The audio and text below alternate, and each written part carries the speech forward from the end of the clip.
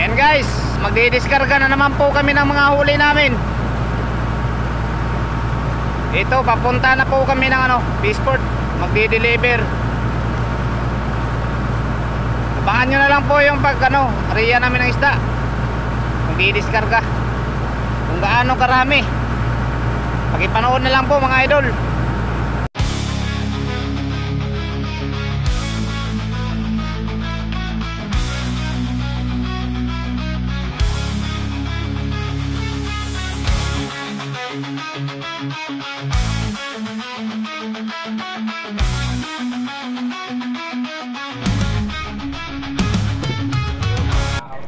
So andito na nga po kami sa Peaceport mga idol, sa tapat ng Peaceport no. Andito lang kami sa medyo distansya sa Peaceport kasi baka sumayad yung bangka namin.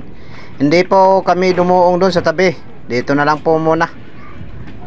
Lalagay na lang po sa bote yung mga isda naming huli. Didiskarga. So ito nga pala yung bote sa baba mga idol. Ito ayan oh. Ito po yung paglalagyan po namin ng isda. Dito po namin ikakarga. Tapos ihahatid po doon sa tabi. Pipisto po ako dito kasi ako yung taga-kamada. Yan. So ayan na sila. Nagsisimula na sila mga idol. Ayan o. Unang tawag dito, diskarga. Ayan. Medyo malaki na to mga idol. Maestro. Ayan, lawihan po sa amin kung tawagin mga idol. Yellow pinto na. So ito na yung iba. Ikakat lang po natin ng konti mga idol kasi magkakamada tapos nagbibidyo pa. Lalagay ko lang tong sipi ko sandali tapos magbibidyo na naman. Ito yung ginagawa ko mga idol. Sinsya na. Shoutout nga pala sa mga bagong subscribers natin at sa mga kaibigan nating vlogger dyan. Paki tingin na lang po dyan sa screen. Lalagay na lang po natin.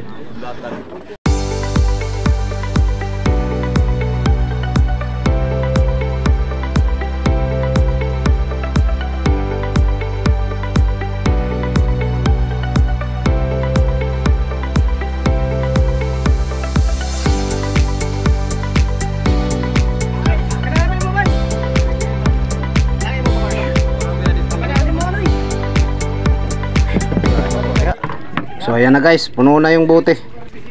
Pero hindi pa po tapos mga idol. Pang unang deliver pa yan. Ihatid muna doon sa tabi sa Peaceport. Ititimbang tapos babalik sila. Kakargahan na naman namin yan pagbalik nila mga idol.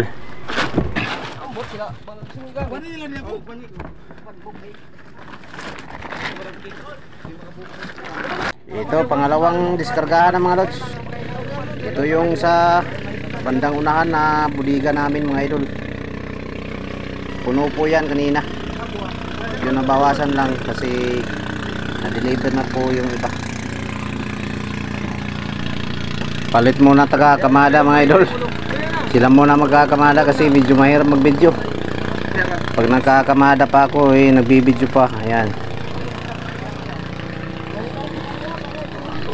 Grabe ang lalaki mga lods. Yung iba nasa mga 40 kilos at saka yung iba naman nasa 30, may 20 kilos, saka may higit 10 kilo. Ako lumaba yung kamera. Nangyari dito. Ayan, luminaw na ulit. Tuloy pa rin kami sa pag-area ng isda mga idol. Diskarga. So ayan. Yan po yung Blue Marlin na huli namin. Bali 6 na piraso po yan mga lods. Meron pa po dyan sa ilalim ng budiga. Uunahin namin sa pagdiskarga itong mga yellow pinto na mga idol.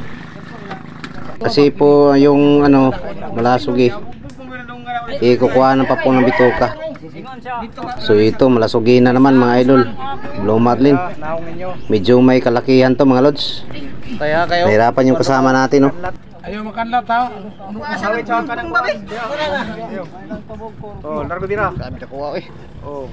Sabay dira. Ay, tahon ba? Tinta. Sinta ulit na. Ano apay yun? Kaya siya kabalik din. Yung barili ko na mga kwasa.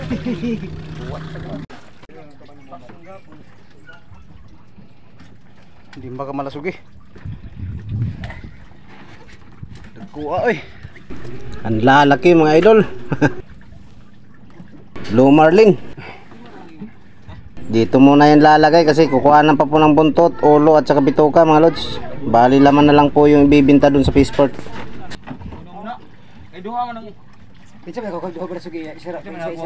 Isa-isa man, isa-isa. Lima mo ka pa kurang nakakuha. Lima mo ka pa kurang. Duha ra man mo wala.